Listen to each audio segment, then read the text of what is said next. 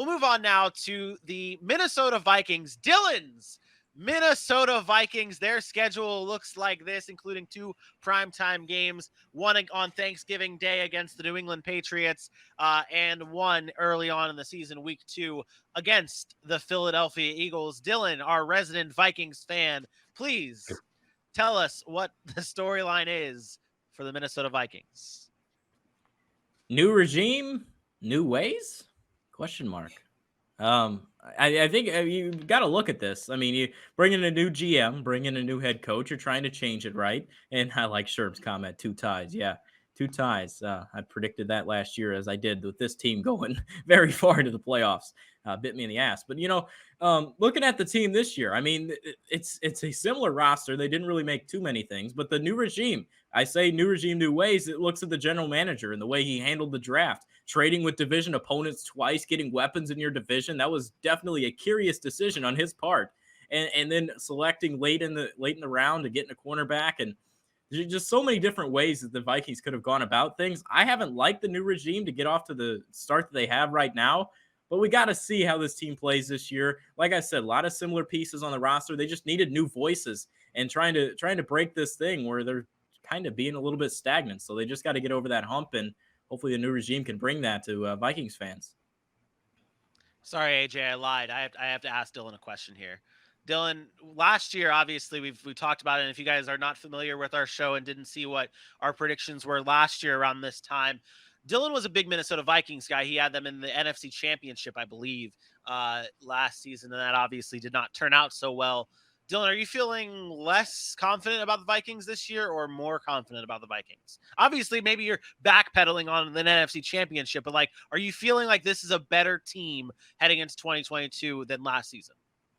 I think they're healthier. Obviously, you get Adam Thielen back. You saw what KJ Osborne did last year. You got Justin Jefferson. You get some tight end production you're expecting there. And then you got Dalvin Cook back. You make a couple changes. I am excited about this team.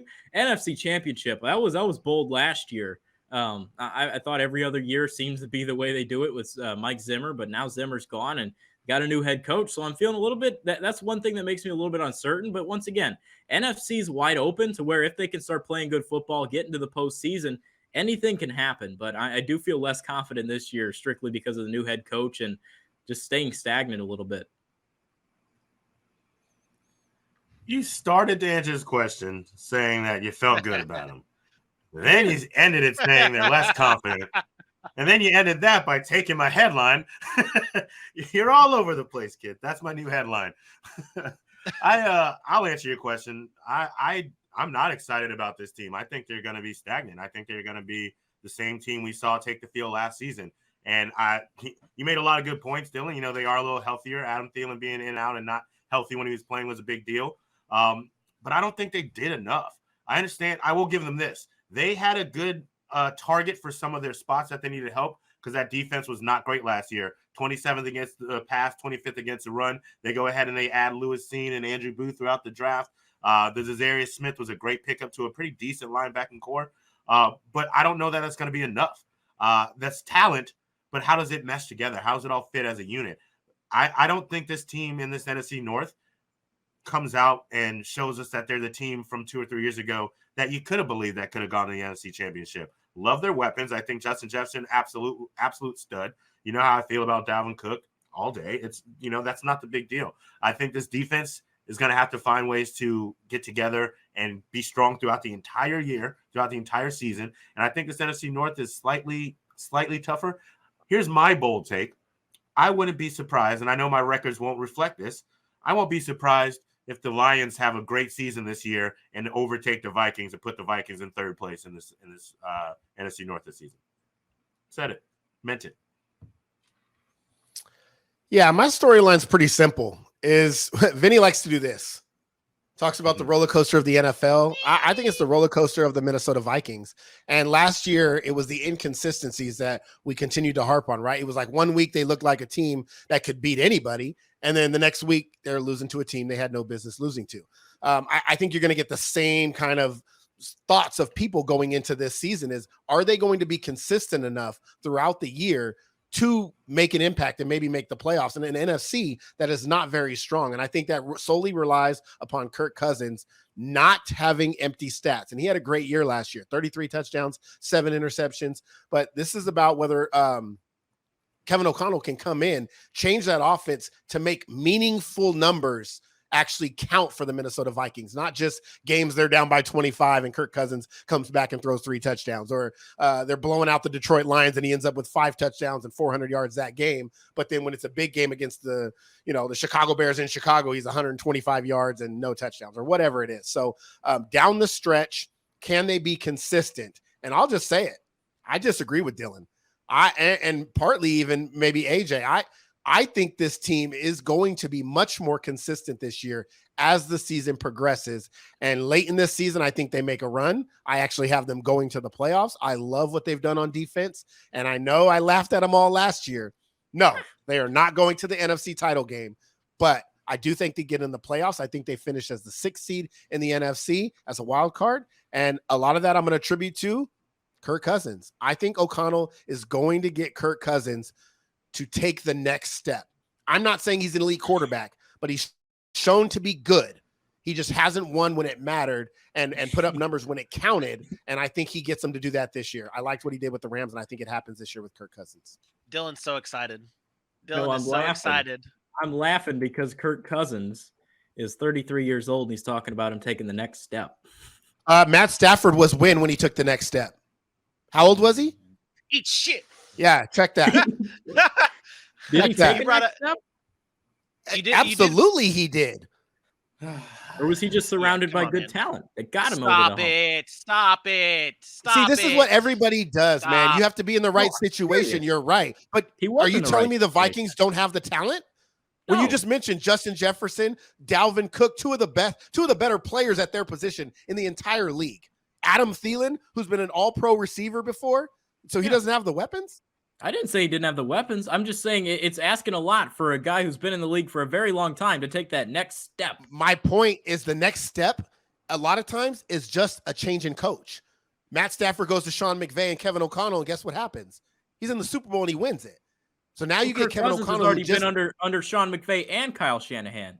So what's that got to say about next step with Kevin O'Connell? Yeah. Sean McVay, when he was with the Washington football team or Redskins or Commanders or whatever the hell they are right now, like you're talking about coaches young in their career who had to learn. Sean McVay made that learning experience with the Rams with Jared Goff. Said, I can't do it with this guy, but I can go out and get somebody that has the talent and take that talent, which was never developed fully and attributed in Detroit, and do that here. I'm not saying Kirk Cousins is going to be Matt Stafford.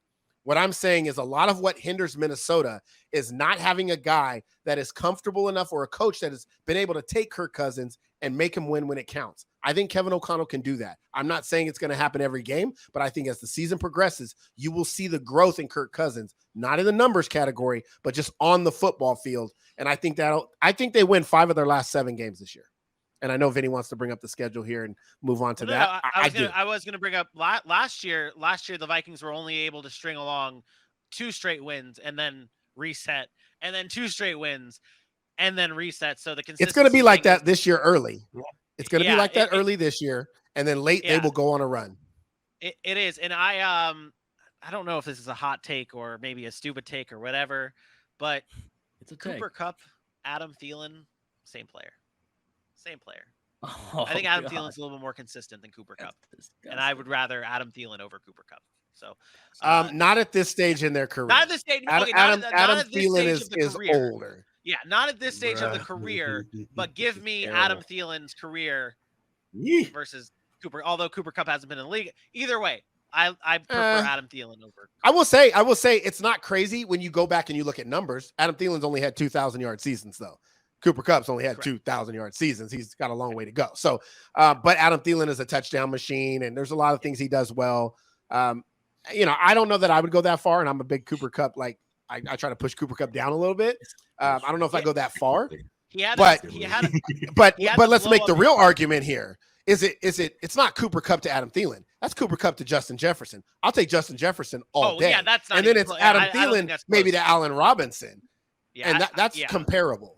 Yeah, I agree. I agree. Now, when we This look is at the schedule and our standings here, Aaron, you have 9-8 for the Vikings. Oh. AJ, you have 9-8. Dylan, of course, the highest out of everybody with 10-7, and I have them at 8-9. And AJ, you were the one who were like, don't be surprised if the Detroit Lions come up and surprise and surpass them as the second best team in the NFC North. I don't think they're there yet. Obviously, with one win away. Now, I would have to be the one defending the schedule of the Vikings and why I have them losing a little bit more games than you guys. I see them losing against Philadelphia, losing against New Orleans, losing against Washington on the road in Washington. I know that they're not that great of a team, but I think they pull it out. I think they lose to Buffalo, lose to Dallas. They lose one game to Detroit, one game to Indy, and then they lose the back-to-back Green Bay and Chicago in Week 18. Oof. And that was, Yeah, so and I I really, I think that's a lot. I don't know how many that was. I didn't count them all, but I Well, mean, I'm it assuming you got is- to the. I'm assuming you got to the 9. it's I'm 9 assuming- losses. It's only one, and I'm assuming you have them beating Chicago at the end of the season. And honestly, I do. I had them, and to be completely transparent, when I was putting this together, I had Chicago, and you can look ahead, and we're going to get into them in a second. I have them at 2-15. And I originally had them losing to Minnesota, and then I was like, that's just disrespectful to give Chicago a 1-16 record. So I just added on that little tidbit, and it brought Minnesota down to 8-9. That's where I'm at here with Minnesota. I thought Minnesota I has gave 4 of their Minnesota. 7 games at home. Their 4 of the final 7 games are at home. I think those are great matchups. The New England game, they played the Jets. I actually have them losing to the Jets at home, and then going on a run. Detroit, Indy, and the Giants, they win. They lose to Green Bay and beat Chicago to round out the season. They go 9-8, and they sneak into a wild card. Do you have them splitting with Detroit? No, I have them beating Detroit twice. Okay. I think they match up well with Detroit. I've always thought Minnesota matched up well with Detroit. Chicago and Detroit, I can see Detroit stealing games there, and we'll get into Detroit. But yeah, I do. I agree with Dylan. And Minnesota they were a solid team last year, personnel wise. They weren't bad.